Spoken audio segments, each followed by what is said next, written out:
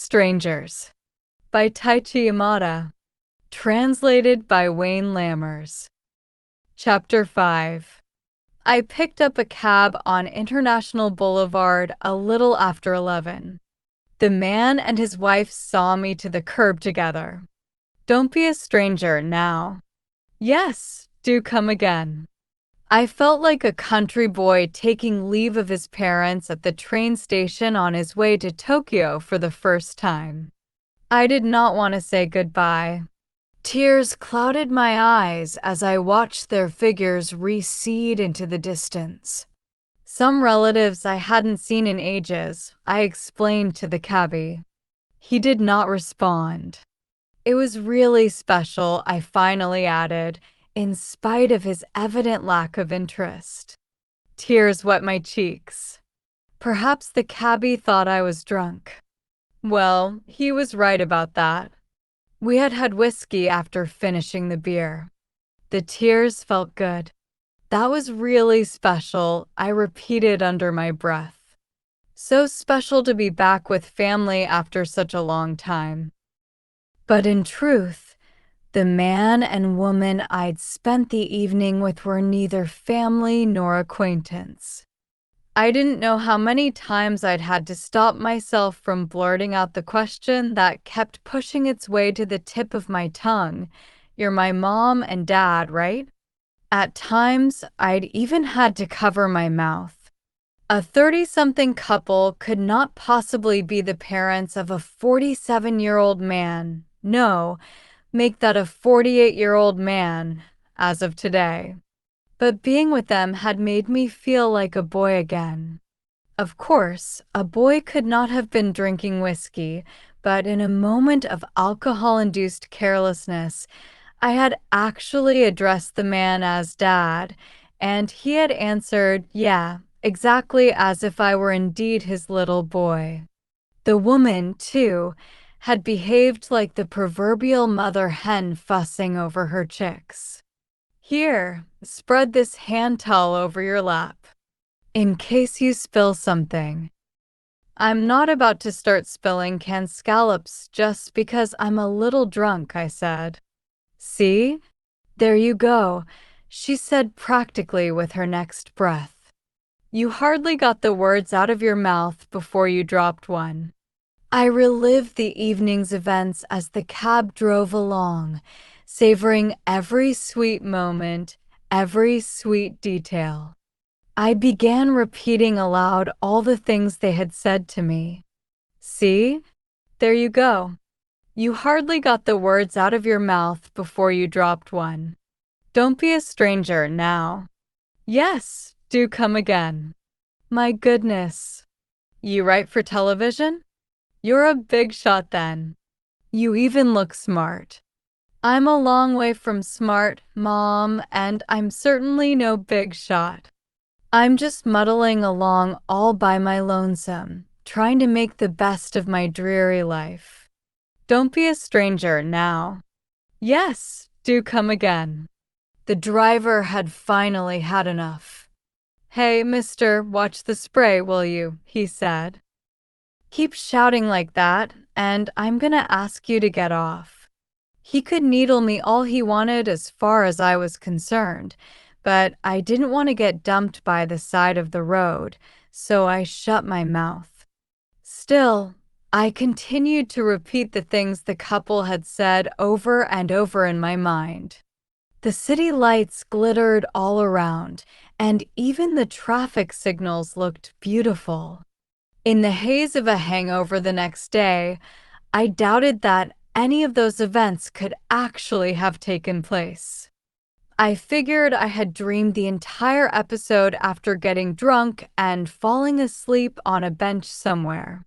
But faint vestiges of the sweetness I had experienced still lingered.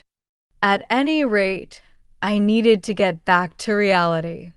The next 4 days I spent with the producer and the director of a new television series I'd agreed to write for, tramping all over Tokyo to learn everything we could about what went on in tennis clubs and pool halls.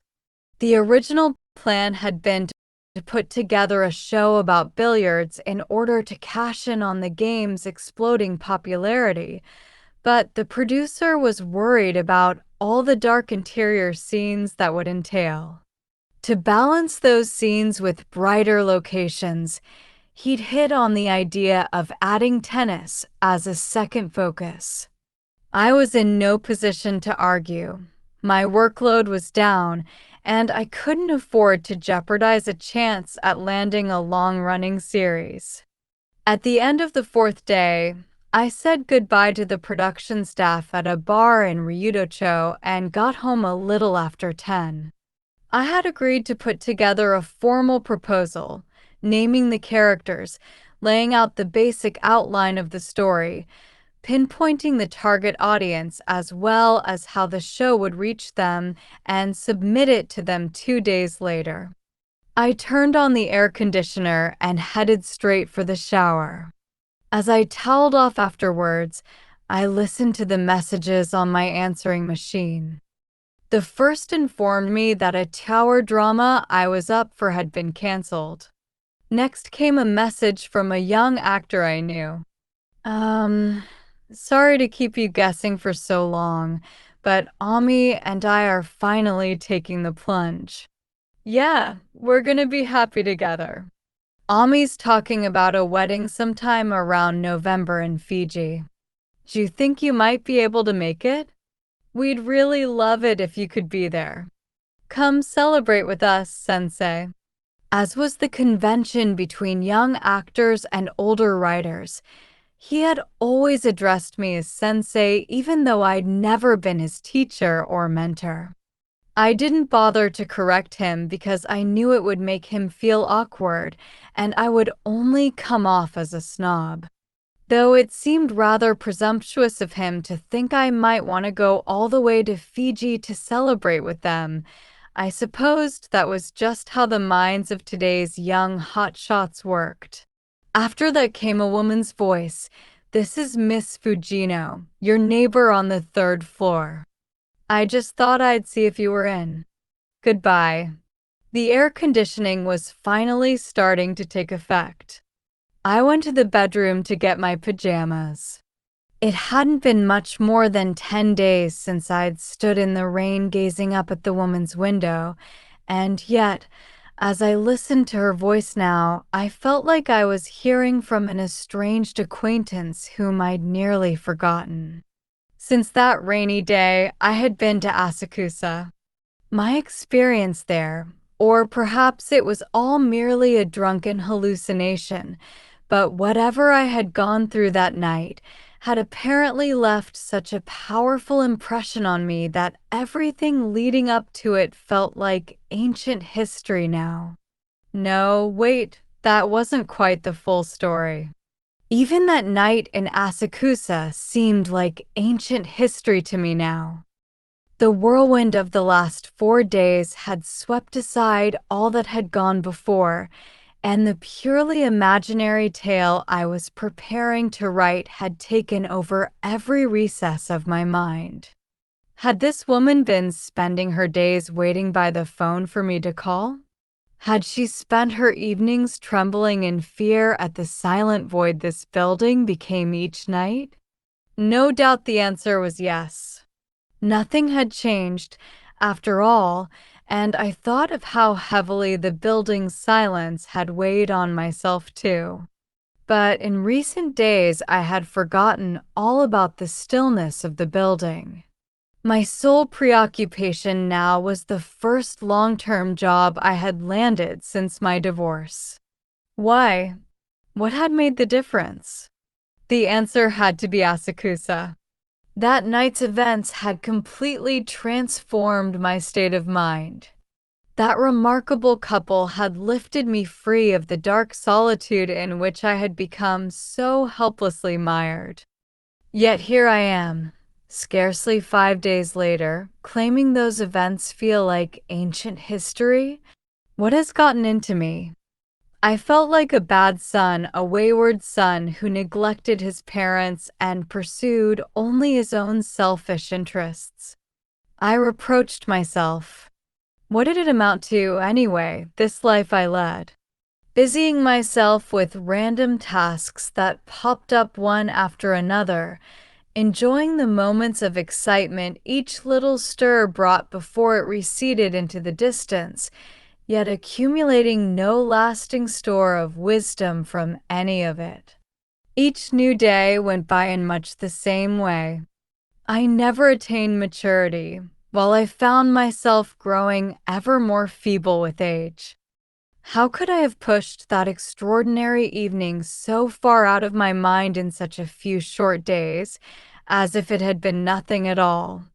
A man and a woman who looked astonishingly like my dead father and mother had welcomed me into their home, comforted me, rejoiced with me, and treated me with the kindness and affection one can expect only from one's parents.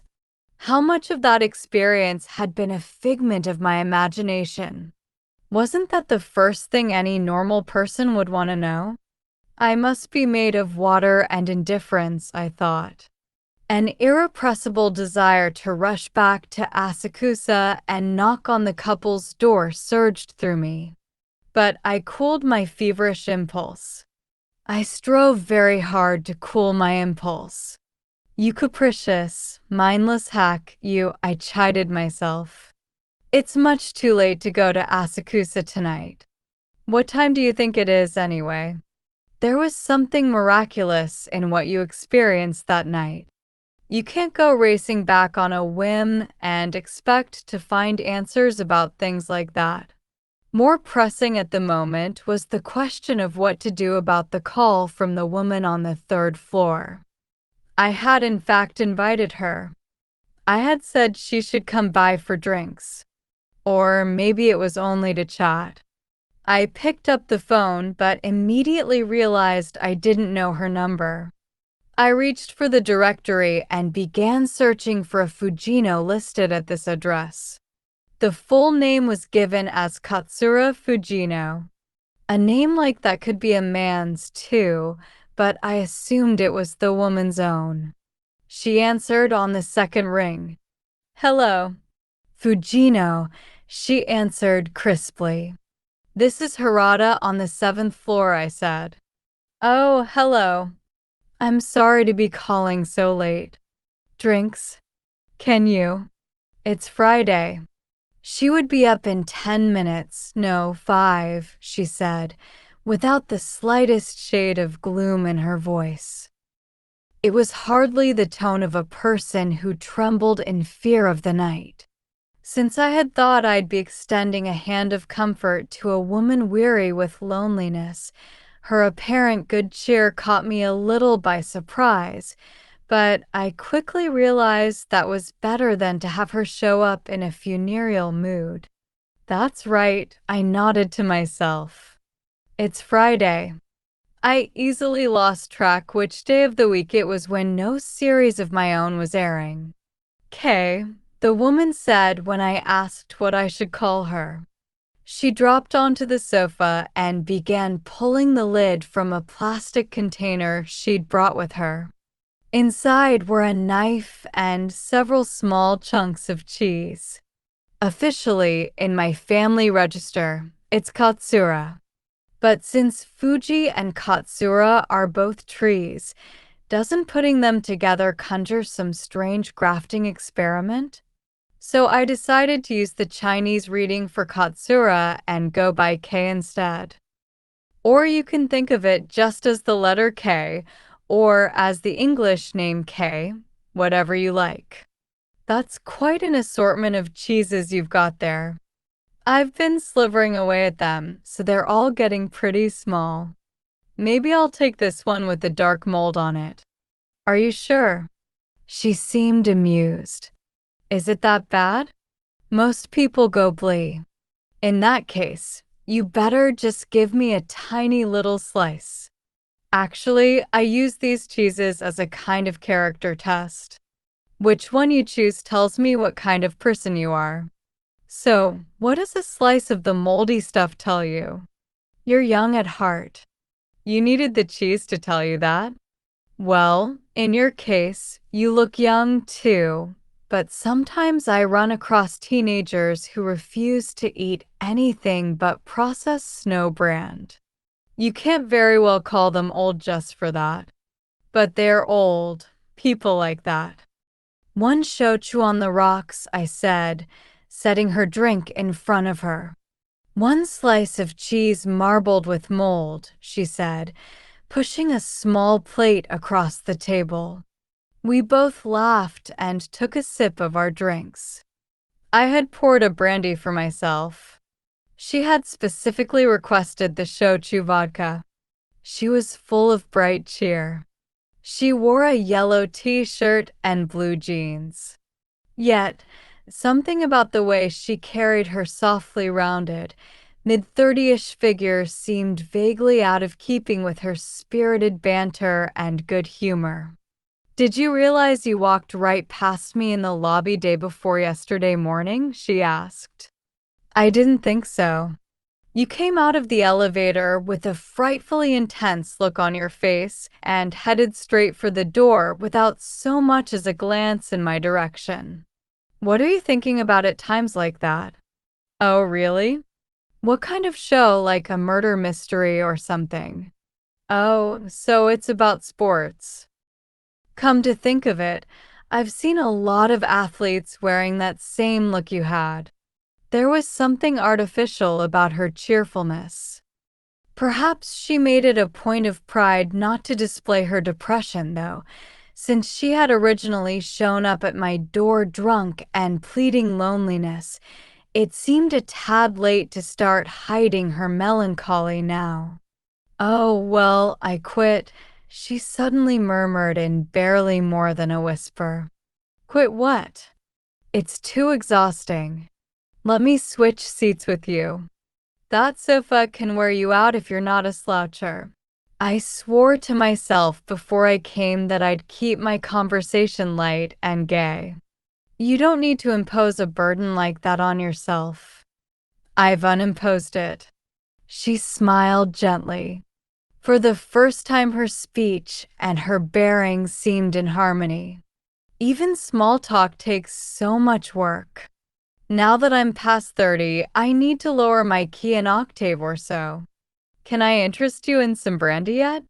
I still have some of this. We both fell silent for a moment, and the sound of the busy traffic outside asserted itself.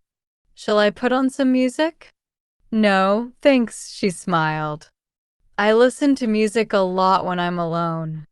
I'm sorry, but I don't think I'm going to be able to finish even this small slice. You have to figure some people actually like the stuff, though, right? At least in other countries. Otherwise, they wouldn't keep making it. I like acquiring new tastes.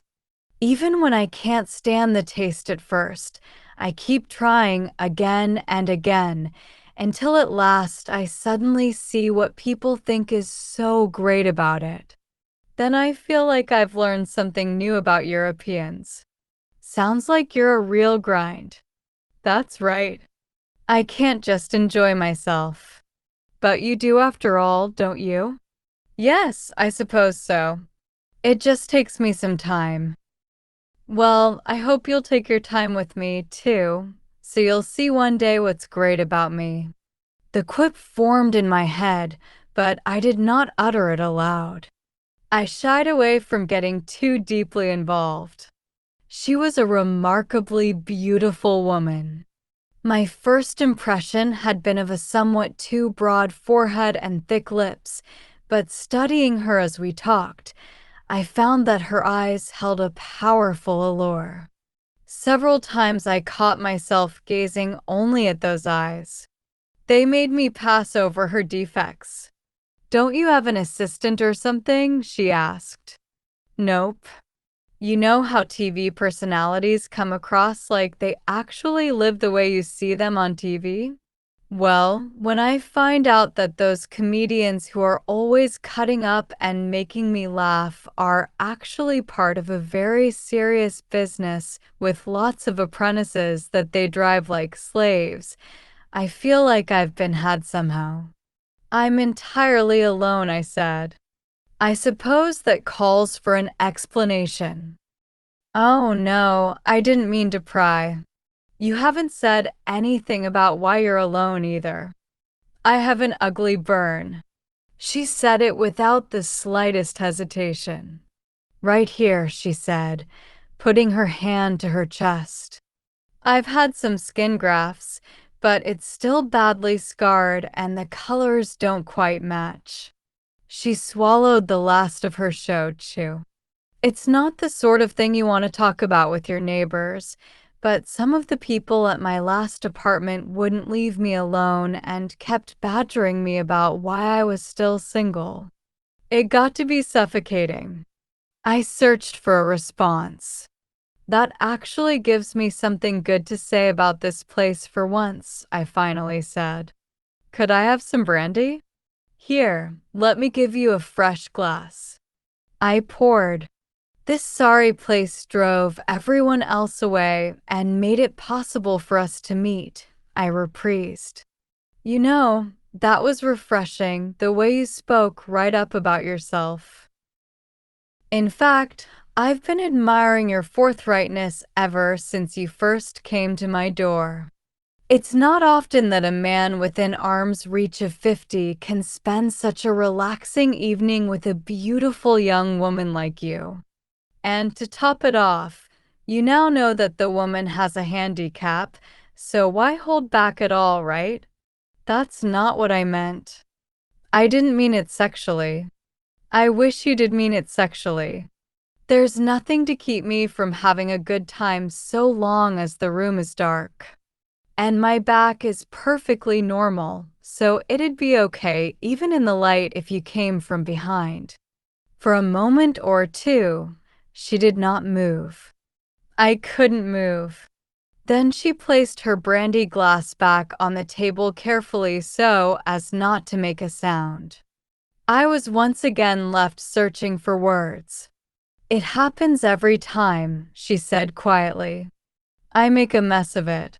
Do you mind if I get a glass of water? She started to get to her feet. I'll get it, I said, hopping up for the kitchen sink. The woman settled back into her seat, her two hands resting on her knees. Here you are. Shall I get you some ice?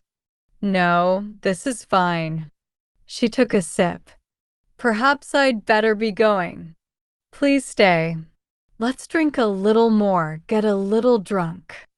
I couldn't stand getting drunk now. That'd be the worst, she said. Oh, but why not? It wouldn't be the worst, and besides, you haven't made a mess of it. I think it's lovely to hear a person speaking straight from the heart like that. In truth, her words had carried no suggestion of wantonness to me. Rather, they had genuinely touched me, though I hesitated to say so for fear of sounding insincere. Then will you kiss me? She asked. Her eyes remained averted. Of course, I hurried to say lest there be any more awkwardness. But if I kissed her now, it would come off as an act of charity.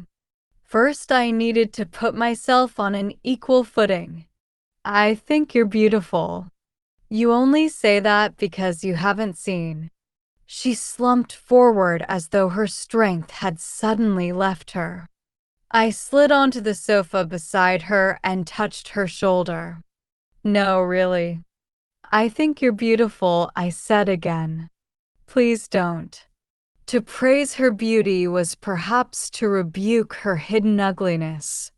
But no other words had come to mind. Don't be a fool. I scolded myself. At times like this, a woman doesn't want words, right? Besides, the true meaning of a kiss has a way of making itself known, one way or another. My lips were pressed to hers. It was a long, lingering kiss, a kiss that seemed a prelude to the act of love.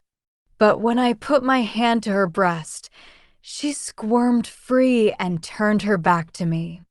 The burn isn't your fault, I said. It was a silly thing to say. I had never faced anything like this before during an intimate encounter. "I'd like to use your bathroom," she said in a low voice. "I need to borrow a towel to cover my chest." She rose to her feet and disappeared into the bathroom. It seemed like much ado about nothing. No matter what the nature of her keloids, no matter how ugly the aftermath of her skin grafts, I could not imagine being bothered by them. In fact, knowing she'd been through hardship filled me with sweet tenderness. I should just look at her chest and get it over with, I thought. She was being unreasonable. Why should she insist that I come at her from behind? I wouldn't have it. I heard water splashing in the shower. If I barged in on her now, it would terrorize her. I certainly didn't want to force the issue that way. No, I would find a chance to quietly uncover her scarred chest and then reassure her that it didn't matter to me one whit. That was where we needed to start. But when she reappeared naked before me except for a blue towel clutched to her chest, her eyes drilled sharply into mine. "You have to promise," she demanded. "I know you can easily pull this towel away anytime you want, but you have to promise not to." "I know it won't bother me," I told her, "no matter what kind of scars you have. It won't change how I feel about you." "No," she said. "You mustn't see."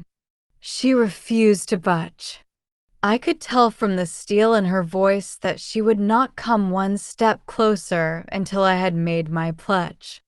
"Well, if it means that much to you," I nodded in assent. "Promise?" "I promise." Still she did not move. "You might think I'm blowing things all out of proportion," she said, "but this is like those stories in the ancient myths. The woman tells the man he mustn't look, but he does anyway, and nothing can undo the damage it causes between them." "Not in the ancient myths," I said, "but there are other stories too. Like, a young girl is convinced that she's hopelessly ugly. In the eyes of others, she's beautiful in so many different ways, but she wants to kill herself because, say, she thinks her legs are fat. Or a pimple is taking forever to go away, so she thinks there's no point in going on living." For several moments, Kay stood looking at the floor without moving. Was she angry? Did she regret taking a shower now that she knew she couldn't trust me? When she finally raised her head again, there was a distinct shade of weariness in her eyes. "You're making fun of me." "You're right. That was out of line. Promise me you won't look." "No matter what." "I won't look, no matter what." "I promise." She slowly came toward me. The whiteness of her shoulders filled my vision as she approached, and a mild sense of intoxication swept over me. Now she was before me. Droplets of water glistened on her broad forehead. As I took her in my arms, she deftly spun around to turn her back to me. On the rich whiteness of her left shoulder, I discovered a small dark mole. "You have a pretty mole," I said, touching it with my finger. "On my waist and hip, too," she said. Shaking her hair as if to loosen her tightly stretched nerves, she let out a barely audible giggle. "You're right. The one on your waist is pretty, too." It was as if a tiny splatter of India ink had fallen on that spot, leaving the skin as perfectly smooth as it had always been. I dropped to my knees. "And so is the one on your hip." Gently stroking the white, well-rounded cheeks of her buttocks with my fingertips, I began by pressing my lips to the tiny black mole on her leftward rump.